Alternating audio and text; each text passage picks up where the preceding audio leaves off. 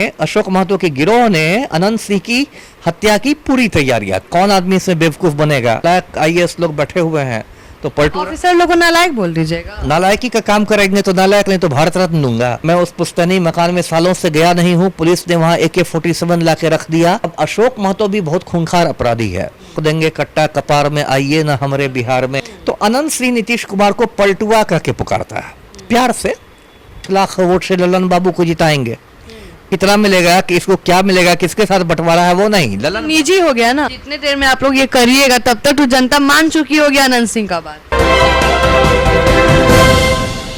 नमस्कार, स्वागत है आपका सिटी पोस्ट लाइव में। मैं हूं मुस्कान। आपको बता दें कि बिहार के राजनीतिक गलियारों में घमासान मचा हुआ है। जी हां, जहां लोकसभा चुनाव का थर्ड फेज होने वाला है, कल आपको बता दें, उसी बीच अनंत सिंह जो आर्म्स एक्ट के वॉयलेशन में जेल गए थे, वो बाहर आए हैं बंटवारे को लेकर कि जमीन का बंटवारा करना है, और आते ही जनता से मिल रहे हैं, धुंधार एंट्री किए हैं। और चलिए इस पर बातचीत करने के लिए आज हमारे साथ है पूर्व IPS अमिताभ कुमार दास।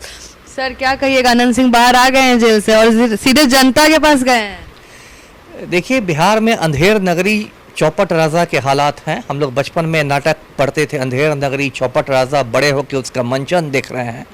देखिए, मैं दर्शकों को ये तस्वीर दिखाता हूँ। इस तस्वीर से स्पष्ट हो जाएगा कि किस तरह हमारे मुख्यमंत्री हैं पलटू राम, वो अनंत सिंह के आज्ञाकारी चपरासी हैं और अनंत सिंह के सामने हाथ पैर जोड़ के खड़े रहते हैं। देखिए, आपने बताया कि अनंत सिंह 15 रोज के लिए बाहर आया है पैरोल पर। अब देखिए, इसकी आधिकारिक वजह बताई गई है कि अनंत सिंह को जमीन का बंटवारा करना है, पुश्तैनी जमीन का। अब देखिए, कौन आदमी इसमें बेवकूफ़ बनेगा? इतने तो बेवकूफ़ बिहार के लोग हैं नहीं। तो सब लोग यही पूछ रहे हैं कि बंटवारा करना था तो यही टाइम मिला जब मुंगेर लोकसभा चुनाव है 13 तारीख को। यदि मैं रहता गृह विभाग में तो मैं तो फाइल पर ही लिख देता कि भाई पुश्तैनी जमीन का बंटवारा 4 जून के बाद करें, जब मतगणना हो जाए उसके बाद करें। लेकिन यहाँ तो गृह विभाग में नालायक IAS लोग बैठे हुए हैं, तो पलटू ऑफिसर लोगों को नालायक बोल दीजिएगा। नालायकी का काम करेंगे तो नालायक, नहीं तो भारत रत्न दूंगा। तो उसके बाद जो आदेश पलटू राम ने दिया वो आदेश का उन्होंने पालन किया। अब देखिए, अनंत सिंह बाहर आ गया और उसका इतना जोर से स्वागत हुआ, इतनी फूलमालाओं से स्वागत हुआ कि लगा कि नेल्सन मंडेला रिहा हो। ऐसा स्वागत देखें किसी बाहुबली का। ये बिहार का दुर्भाग्य है। आपको याद होगा, मोहम्मद शहाबुद्दीन को भी एक बार जमानत मिली थी भागलपुर जेल से, तो सिवान आया था तो 500 गाड़ी की मतलब काफिले में आया था। जितनी गाड़ियां अमेरिका के राष्ट्रपति के काफिले में नहीं रहती हैं, उतनी गाड़ियां शहाबुद्दीन के काफिले में थी। तो ये बिहार का दुर्भाग्य है कि जो आम आदमी है उसको पानी नहीं मिल रहा है, और जो बड़े बड़े माफिया डॉन हैं उनकी ऐसे मतलब भौकाल है। तो ये बाहर आ गया है। अब मैं मुंगेर लोकसभा सीट के बारे में दर्शकों को बताऊं, क्योंकि सारा खेल उसी से जुड़ा हुआ है। मुंगेर लोकसभा सीट से जदयू के प्रत्याशी हैं ललन सिंह, जो जदयू के राष्ट्रीय अध्यक्ष भी रह चुके हैं और मौजूदा सांसद भी हैं। और उनके खिलाफ राजद ने खड़ा किया है अशोक महतो की पत्नी को, अनीता। ललन सिंह और अनंत सिंह के बीच तो पुराना टकरार है, बहुत चलता है कि होम्योपैथी का इलाज करते हैं। सही कहा आपने। 2019 में अनंत सिंह की पत्नी नीलम देवी ने चुनाव लड़ा था ललन सिंह के खिलाफ और हारी भी थी, और उसी के बाद दोनों के बीच तलखियां बढ़ी थी।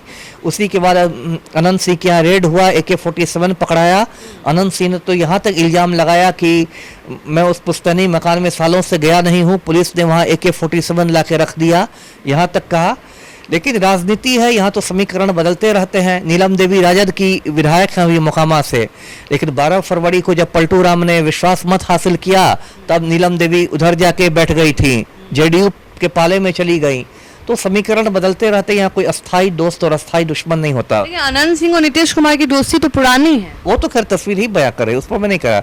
आपने बीच में जो ललन सिंह वाली बात लाई उस पर मैं क्लियर कर रहा था। उसके बाद राजद ने खड़ा किया ललन सिंह के खिलाफ अशोक महतो की पत्नी को, अनीता देवी को। अब अशोक महतो भी बहुत खूंखार अपराधी है। एक याद होगा दर्शकों को, वेब सीरीज आया था खाकी, तो उसमें एक गाना भी पॉपुलर हुआ था, ठोक देंगे कट्टा कपार में, आइए ना हमारे बिहार में।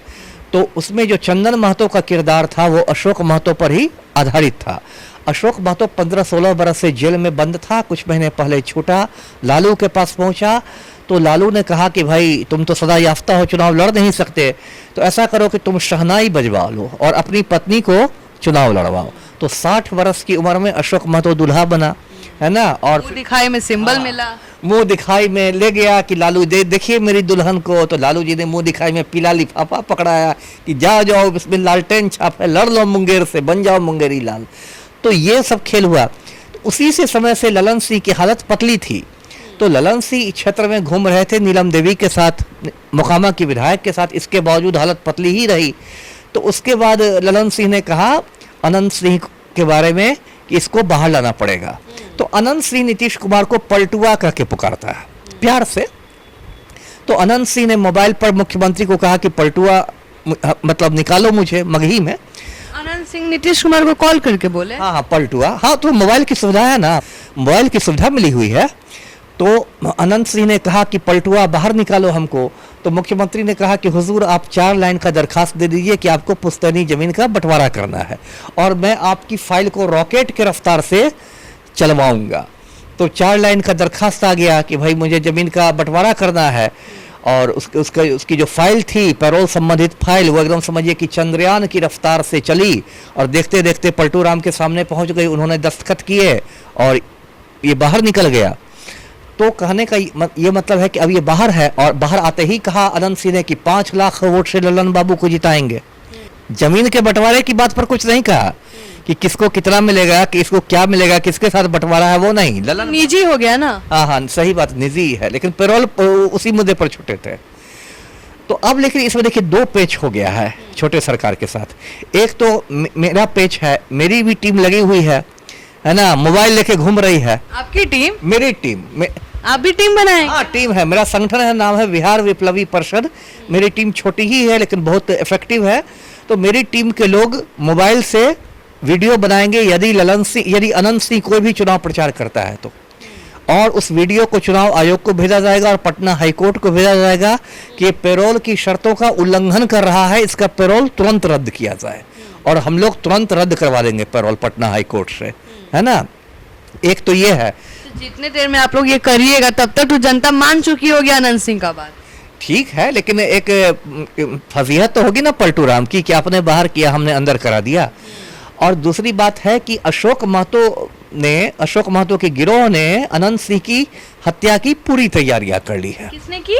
अशोक महतो के गिरोह ने। अच्छा, है ना? अनंत सिंह का? अनंत सिंह। ये खबर कहाँ से आया है? मेरे सूत्रों से आया है ना, मेरे सूत्रों से आया। सूत्र को तो मीडिया पर बताना ठीक नहीं है ना? सूत्र तो सीक्रेट ही सही है, लेकिन ये बात सच है। बिल्कुल बिल्कुल। अब मैं बताऊं कि अशोक महतो कोई मामूली क्रिमिनल नहीं है। 90 के दशक में नवादा के वारसलीगंज में उसका अखिलेश सिंह के साथ चलता था गैंगवार, उसमें दर्जनों लाशें गिरी हुई है। तो अशोक महतो ने अनंत सिंह की हत्या की तैयारियां कर ली है। तो अगर 1-2 रोज में आपको पता चले कि अनंत सिंह को गोलियों से छलनी कर दिया गया तो इस पर आप चौंकिएगा नहीं। ये तो बहुत बड़ा बात आप बता रहे हैं, और उनके जो चाहने वाले हैं वो तो पूरा घमासान कर देंगे। अब घमासान करें या जो करें, मुझे चूंकि सूचना मिली तो मैं शेयर कर रहा हूं। चुनाव आयोग को भी इस बिंदु पर सावधान रहना चाहिए, चौकस रहना चाहिए, और बिहार पुलिस को भी मैं इस बिंदु पर चौकस रहने की सलाह दूंगा। तो अभी यही स्थिति, अब देखिए आगे आगे क्या होता है। देखिए बहुत बड़ा खुलासा करते नजर आए हैं। इनका कहना है कि अशोक महतो ने पूरा प्लानिंग कर लिया है अनंत सिंह को रास्ते से हटाने का। इनका कहना है कि हम भी नजर रख रहे हैं, चुनाव आयोग को बताएंगे जो भी गड़बड़ी दिखेगी, लेकिन अनंत सिंह को रोकना थोड़ा मुश्किल लगता है, क्योंकि अनंत सिंह जैसे ही गए हैं जनता ने घेर लिया है। और उनका कहना है कि एक बार अनंत सिंह कुछ बोल देते हैं तो गजब वायरल होता है और जनता तक पहुंच जाता है।